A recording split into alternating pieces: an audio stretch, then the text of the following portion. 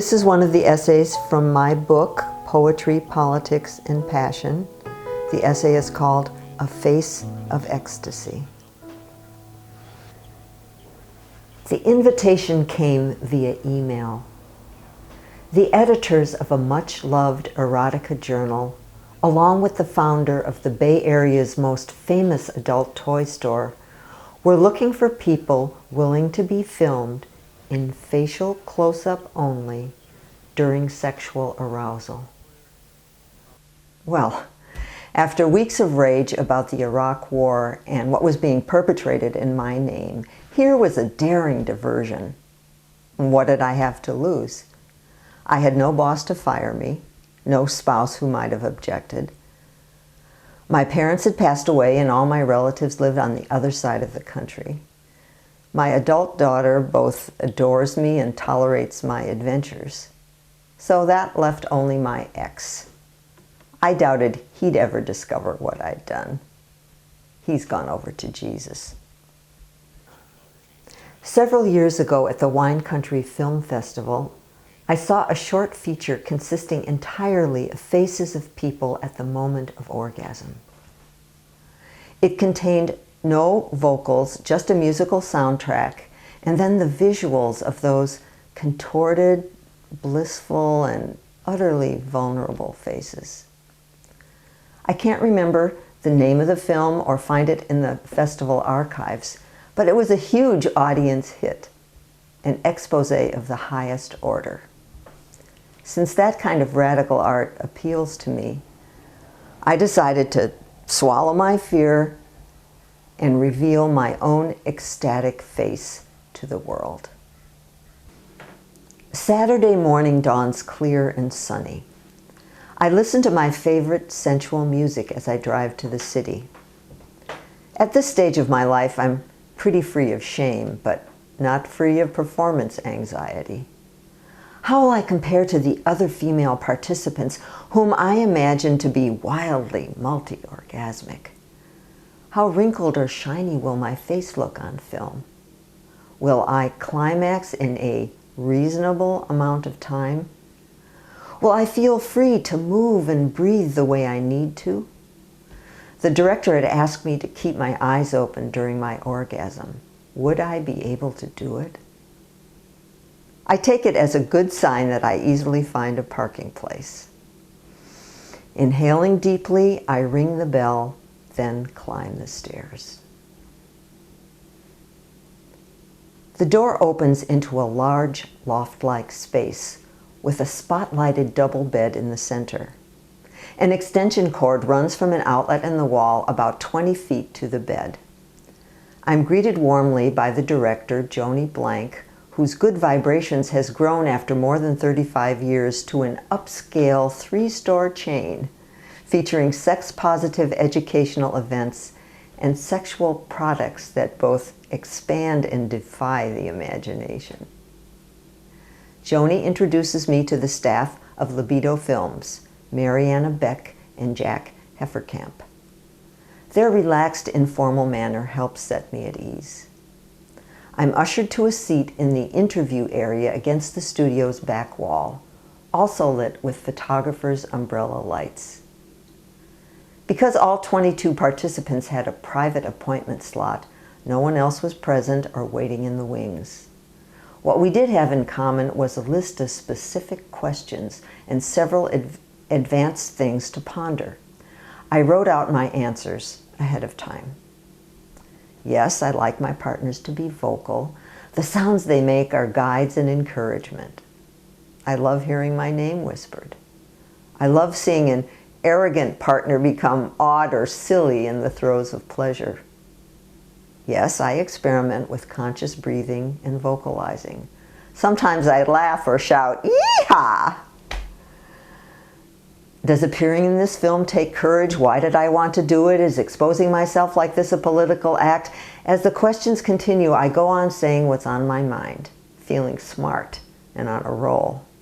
Then they tell me, it's time to get started. I squeeze into a tiny bathroom to change into a white lace camisole and matching thong. Participants had been invited to bring along their partner or a fluffer, but I have neither. I've brought my own vibrator though and plug it into the convenient bedside outlet. I lay down on the pale colored cotton sheet, rest my head on a silken pillow. One stationary camera is positioned at the headboard above me, another at my left with Jack behind it, is focused tight on my face. I look at my reflection in the lens as if into the face of my beloved. The director sits in a chair close by and tells me to remember that climax isn't mandatory. If it does happen, she says to try not to close my eyes. I can discern no sound from the rolling cameras. The room beyond the bright rectangle of the bed falls into deep shadow. What about the buzzing? I ask. It's all part of the experience, Joni reassures me. It's aesthetic and honest. I concentrate on staying present, on giving myself to her voice and to the sensations in my body. I'm aware of being observed. My closet exhibitionist has come out to play. Beads of perspiration form in the hollow of my neck and slide from beneath my breasts. I stretch and squirm in the stream of studio lights. I hear someone say, "You're hot, you're gorgeous." This is more fun than I expected. Perhaps other hands are touching me, perhaps it's just a fantasy unfolding. A whole glossary of sexual acts and images shoot through my mind and then burst into physical pleasure. Someone whispers, "You go, girl." I sigh, pant, arch, spasm, and fall back. My eyes are open. Applause, giggles.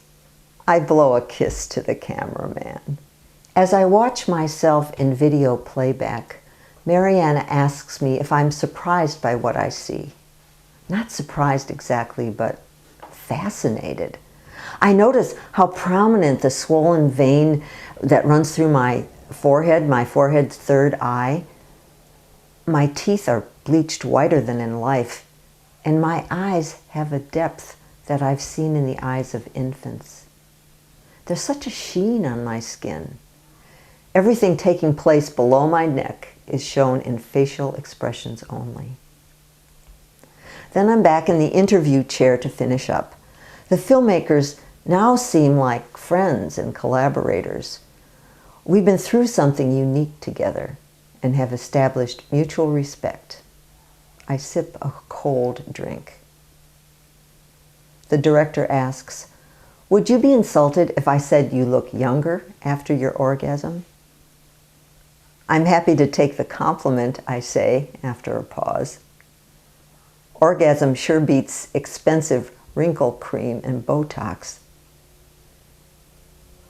"Who would you want to see this film and who not?" Joni continued to ask. "Well, I'd want potential partners to see it and all my ex-lovers to know what they're missing. I'd like older women to love themselves because of it and younger women to find role models in it for expressing themselves freely and honestly." "Is this some kind of feminist statement for you?" she asks. Well, I said maybe it's an antidote to the faceless objectification of genital parts that we see in porn. But I hope that everyone who's depressed or frustrated by on-screen violence will be delighted when watching our film. It was only on the drive home that I thought of one other person I'd wish to see the film. The ultra-conservative Attorney General who ordered the exposed breast of a female statue in Washington's Hall of Justice to be covered up. I'd want John Ashcroft to be strapped to a chair with his eyes propped open and forced to watch hours and hours of orgasms.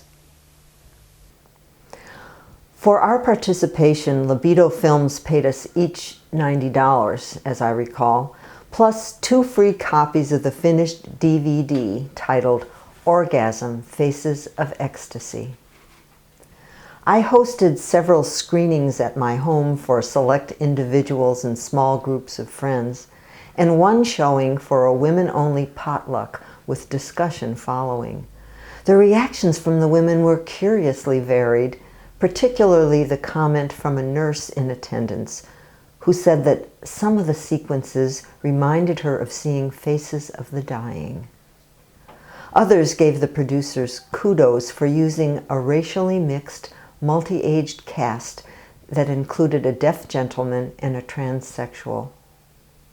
The more I watched the film, the more I noticed each person's unique and subtle changes over the course of the pre, during, and post-orgasm experience. I grew to be a fan of several of them for the vulnerability and insights they revealed. I had never met most of my fellow movie stars.